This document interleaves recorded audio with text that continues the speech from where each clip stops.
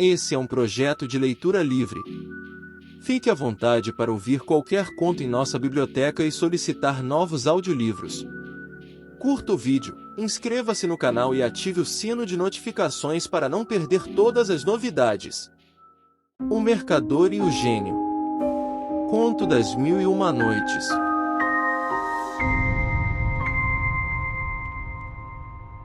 Era uma vez um mercador que possuía uma grande fortuna, tanto em terras e mercadorias quanto em dinheiro vivo, e era obrigado a viajar, frequentemente, para cuidar de seus negócios.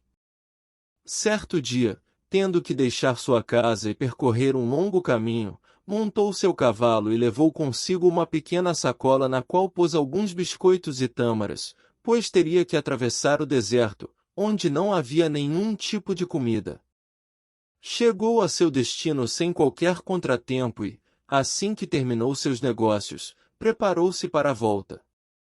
No quarto dia de sua viagem, quando o calor do sol estava insuportável, o mercador afastou-se da estrada para descansar debaixo de algumas árvores. Encontrou, ao pé de uma frondosa nogueira, uma fonte de água corrente cristalina. Desmontou e prendeu seu cavalo a um galho da árvore e se acomodou ao lado da fonte, depois de retirar de sua sacola alguns biscoitos e tâmaras. Após terminar sua frugal refeição, lavou o rosto e as mãos na água da fonte.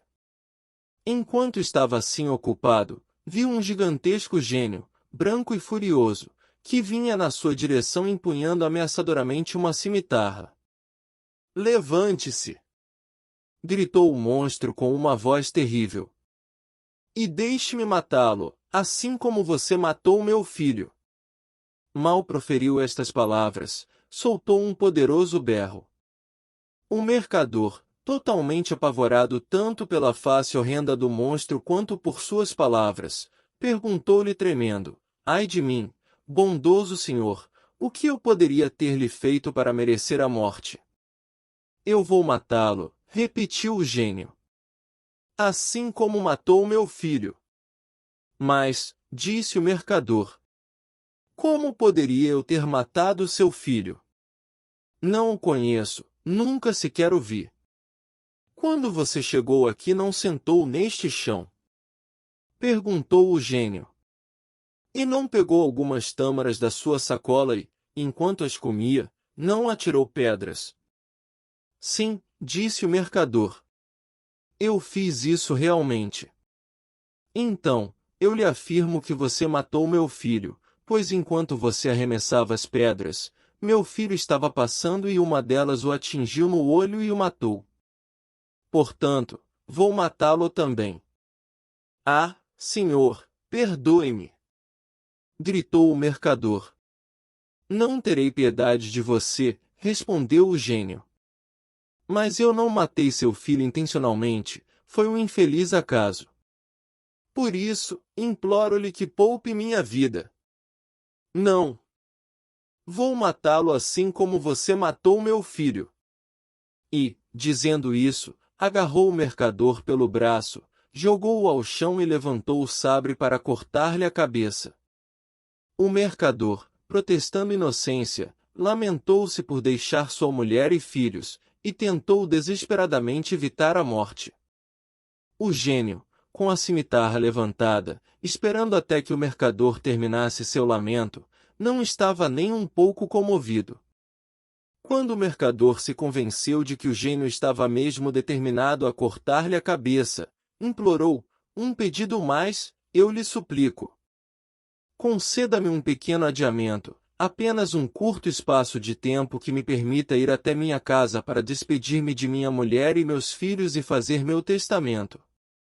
Assim que eu tiver feito isso, voltarei aqui e você poderá me matar. Mas, se eu lhe conceder esse adiamento, certamente você não voltará", hesitou o gênio. "Dou-lhe minha palavra de honra que voltarei sem falta", garantiu o mercador. "De quanto tempo você precisa?" perguntou o gênio. "Eu lhe peço o período de graça de 1 ano", implorou o mercador. "Prometo ao senhor que, passados 12 meses exatos, estarei, no dia seguinte, debaixo destas árvores para me entregar. Tendo ouvido estas palavras, o gênio levou-o até a fonte e desapareceu. O mercador, depois de recuperar-se do susto, montou seu cavalo e retornou à estrada. Quando chegou à sua casa, a mulher e os filhos receberam-no com a maior alegria. Mas ele, em vez de abraçá-los, caiu num choro tão aflito, que eles adivinharam que a causa disso só poderia ser algo muito terrível. Conte-nos, eu lhe peço, o que aconteceu, pediu a esposa. Ai de mim! Gemeu o marido. Eu tenho apenas 1 ano para viver. Contou-lhes, então, o que tinha se passado entre ele e o gênio e como empenhara sua palavra, prometendo-lhe que retornaria, após 1 ano, para ser morto.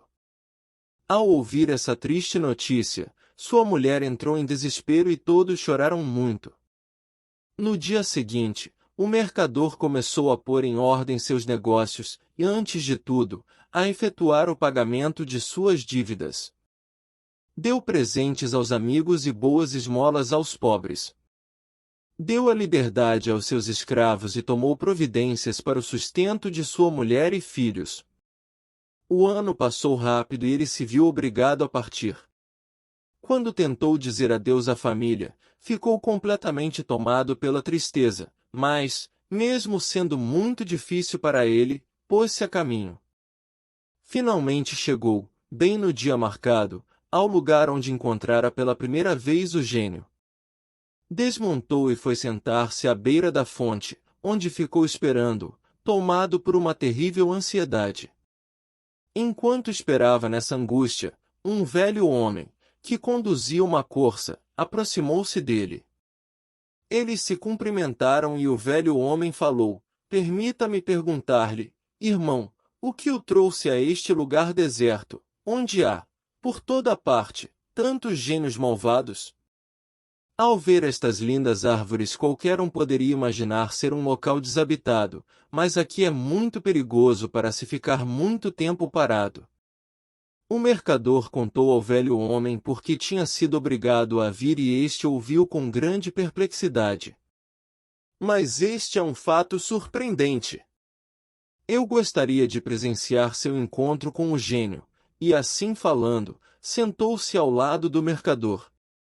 Enquanto conversavam, outro velho homem aproximou-se seguido por 2 cachorros pretos. Ele os cumprimentou e perguntou-lhes o que faziam naquele lugar. O velho homem que conduzia a corça contou-lhe a história do mercador e do gênio. O segundo velho homem nunca tinha ouvido uma história incrível como aquela, e resolveu também ficar ali e ver o que aconteceria. Estavam todos conversando, quando chegou mais um homem. Este perguntou por que o mercador, que estava com eles, parecia tão triste. Os 2 homens contaram-lhe a história e ele também decidiu ver o que se passaria entre o gênio e o mercador, assim, ficou esperando com os outros. Finalmente viram à distância uma espessa fumaça, como uma nuvem de poeira. Ela se aproximava deles cada vez mais, até que subitamente desvaneceu-se e eles viram o gênio que, sem falar com ninguém, aproximou-se do mercador com a espada na mão e, segurando-o pelo braço, disse: levante-se e deixe-me matá-lo assim como você matou meu filho. O mercador e os 3 homens começaram a chorar e a se lamentar. Então, o velho homem que segurava a corça atirou-se aos pés do monstro e disse: ó príncipe dos gênios, peço-lhe que contenha sua fúria e me ouça. Vou contar-lhe a história minha e da corça que trago comigo. Se o senhor a considerar mais fantástica do que a do mercador que está prestes a matar, posso ter a esperança de que o senhor não executará 1/3 da punição dele? O gênio pensou durante algum tempo, após o qual disse: está bem, concordo com sua proposta. Então vou começar minha história, disse o velho. Por isso, peço-lhes atenção, por favor. A história do primeiro velho homem e da corça. Esta corça que vem comigo é minha mulher. Não tivemos nossos próprios filhos, Então eu adotei o filho de uma escrava favorita e fiz dele meu herdeiro. Minha mulher, no entanto, passou a sentir uma grande aversão a ambos, mãe e filho, mas escondeu isso de mim até que fosse tarde demais. Quando meu filho adotivo tinha cerca de 10 anos, fui obrigado a fazer uma viagem. Antes de partir, encarreguei minha mulher de proteger os dois, mãe e filho, e pedi-lhe para cuidar deles durante a minha ausência, que levaria um ano inteiro. Nesse meio tempo, ela estudou magia, com o objetivo de executar seu plano perverso. Quando já tinha aprendido o suficiente, carregou meu filho para um lugar distante e o transformou em um bezerro. Depois, entregou-o para meu administrador e disse a ele que cuidasse do novilho que ela havia comprado. Transformou também minha escrava em uma vaca e a deu ao meu administrador. Quando voltei, perguntei-lhe por minha escrava e meu filho. Sua escrava morreu, disse ela. Quanto ao seu filho, não o tenho visto há cerca de 2 meses, e não sei onde ele está. Fiquei muito triste ao saber da morte de minha escrava, mas meu filho estava apenas desaparecido e pensei que poderia encontrá-lo em breve. Entretanto, 8 meses se passaram e eu continuava ainda sem notícias dele. Chegou, então, a época do festival de Byron. Para celebrar a data, ordenei a meu administrador que trouxesse uma vaca bem gorda para ser sacrificada. Ele obedeceu. O animal que me trouxe era minha infeliz escrava. Amarrei-a, mas quando estava prestes a matá-la, ela começou a mugir de um modo muito comovente e eu vi que seus olhos estavam cheios de lágrimas. Esse fato pareceu-me tão extraordinário que, movido pela piedade, ordenei a meu empregado que a levasse de volta e que me trouxesse outra. Minha mulher presenciou meu gesto e zombou de minha compaixão, pois, agindo assim, eu tornará inútil sua maldade contra a escrava. "O que você está fazendo?" exclamou ela. "Mate esta vaca. É a melhor que temos para o sacrifício." Para agradar-lhe, tentei mais uma vez, mas de novo os mugidos e as lágrimas do animal impediram-me. "Leve-a embora", disse eu ao administrador. "E mate-a você." "Não posso fazer isso." Ele a matou, mas ao tirar-lhe o couro, não achou nada além de ossos. No entanto, a vaca parecia bem gorda. Eu fiquei muito aborrecido. "Fique com ela para você", disse eu ao empregado. "E, se tiver um bezerro gordo, traga-o para substituir a vaca no sacrifício." Dali a pouco ele me trouxe um novilho muito gordo, que, sem que eu soubesse, era o meu filho. O animal tentou, com dificuldade, partir a corda que o prendia e vir na minha direção. Atirou-se aos meus pés, com a cabeça junto ao chão, como se desejasse despertar minha piedade, e pedir-me que não lhe tirasse a vida. Eu fiquei realmente mais surpreso e comovido por essa reação do que ficará pelas lágrimas da vaca. "Vá", disse eu ao homem. "Leve de volta este bezerro, cuide muito bem dele, e traga-me rápido outro no seu lugar." Assim que minha mulher ouviu minhas palavras, imediatamente gritou: "O que você está fazendo, marido? Não sacrifique outro bezerro, mas sim este aqui." "Mulher", retruquei, "não sacrificarei este bezerro." E, apesar de todas as objeções dela, mantive-me firme. Matei outro bezerro e aquele foi levado de volta para o curral. No dia seguinte, o administrador pediu para falar comigo em particular. Vim com a intenção de revelar-lhe algumas novidades que, penso eu, o senhor vai gostar de ouvir. Tenho uma filha que conhece magia. Ontem, quando estava levando de volta o bezerro que o senhor se recusou a sacrificar, percebi que ela sorriu e, logo em seguida, começou a chorar. Perguntei a ela o motivo dessa atitude. "Pai", respondeu-me, Esse camelo é o filho de nosso amo.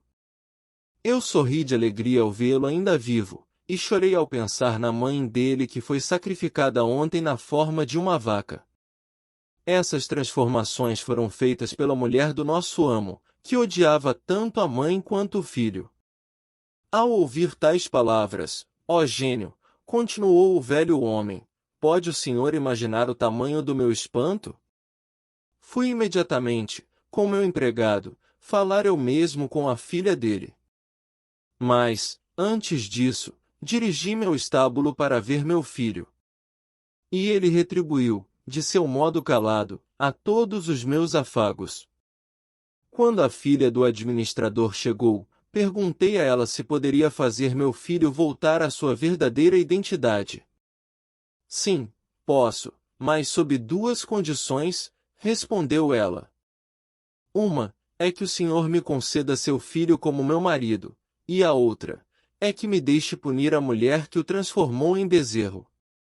Quanto à primeira condição, concordo com todo o meu coração, e ainda darei a você um grande dote. Quanto à segunda, também concordo, mas peço-lhe apenas que poupe a vida dela. É o que farei, concordou ela. Darei a ela o mesmo tratamento que deu ao seu filho. Então, ela pegou um vaso com água e pronunciou sobre ele algumas palavras que não compreendi.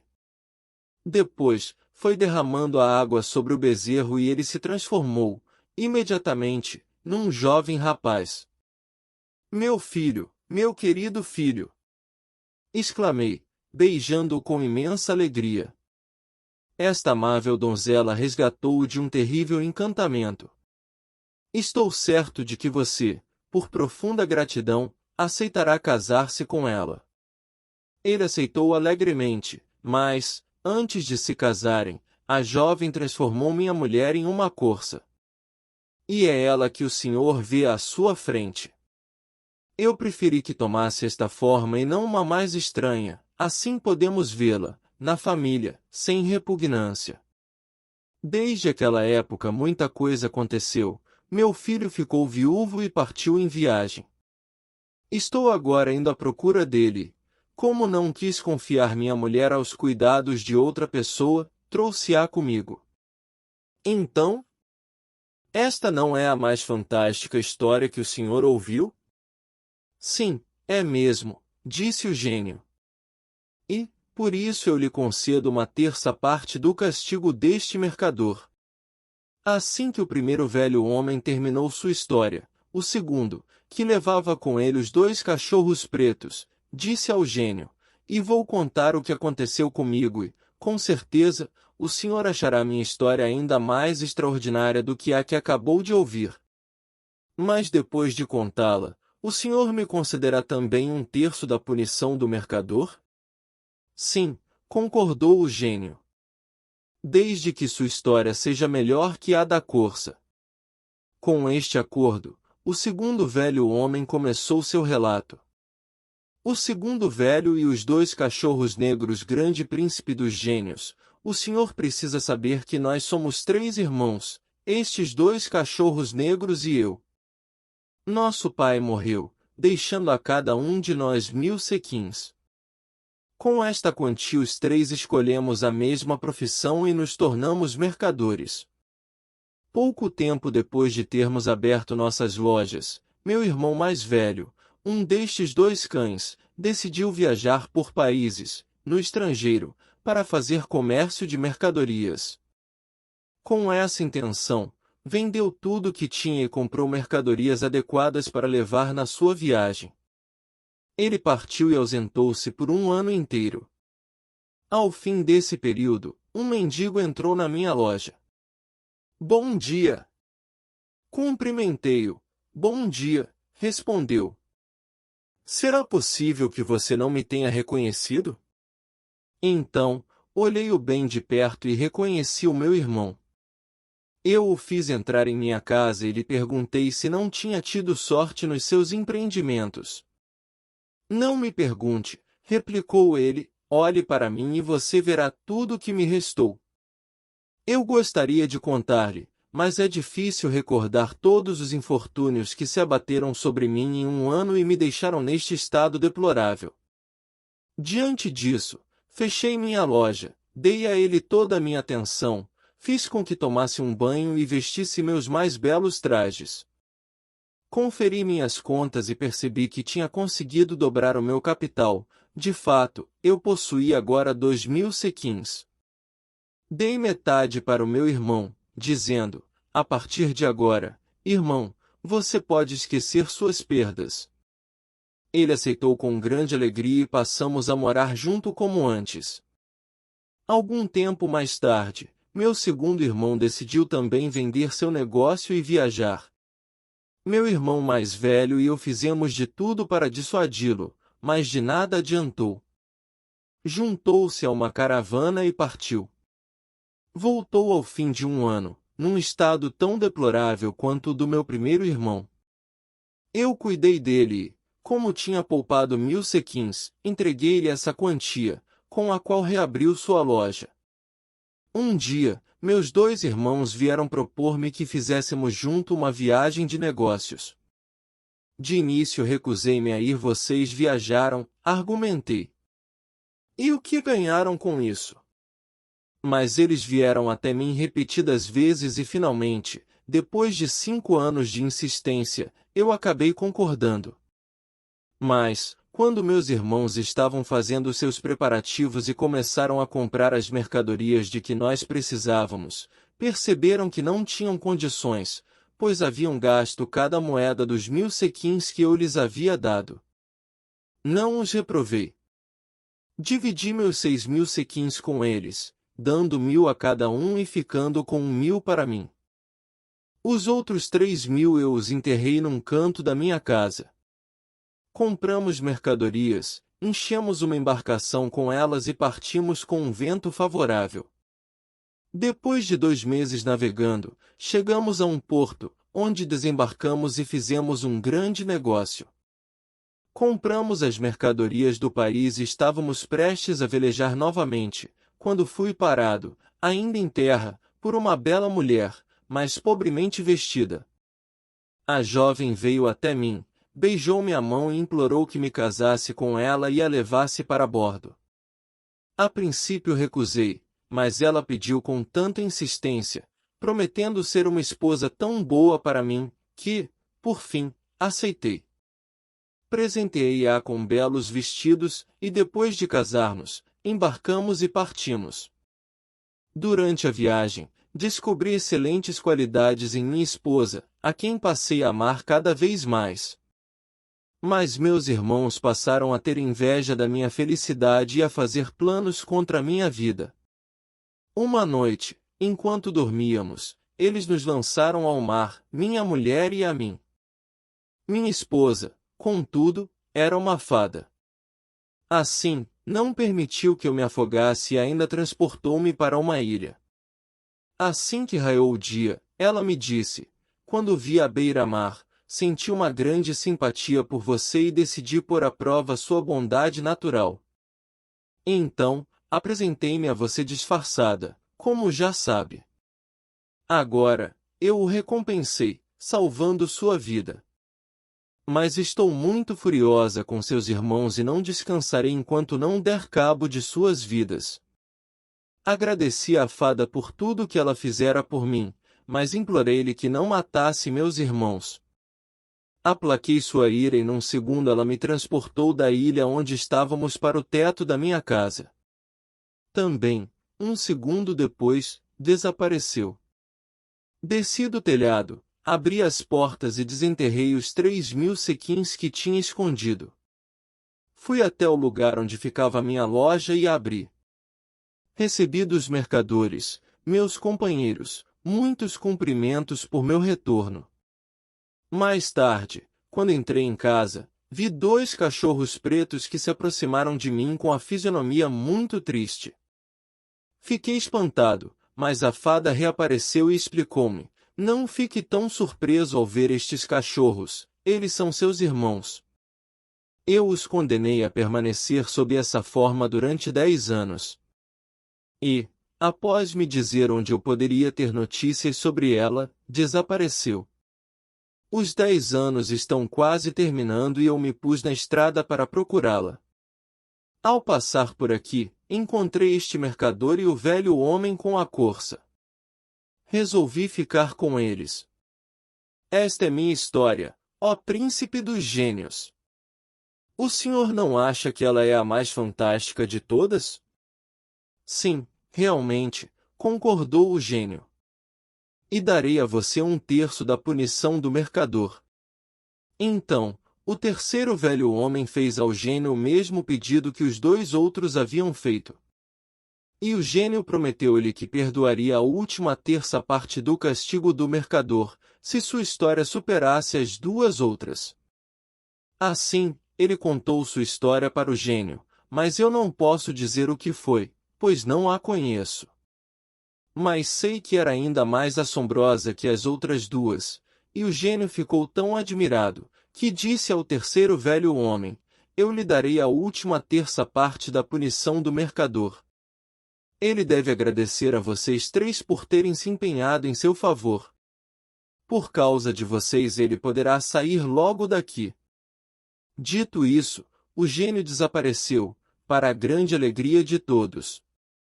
O mercador agradeceu muito aos seus amigos, em seguida, cada um retomou seu caminho. O mercador voltou para sua mulher e seus filhos e passou o resto dos seus dias feliz na companhia deles. Fim. Obrigado por assistir. Até a próxima.